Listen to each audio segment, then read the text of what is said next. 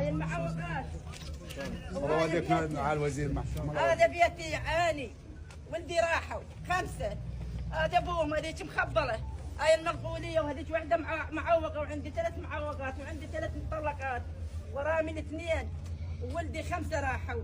ابني حجزوا راتبه راح انحجز، صار لنا 9 اشهر ما انحجز، حجزوه ما اعرف.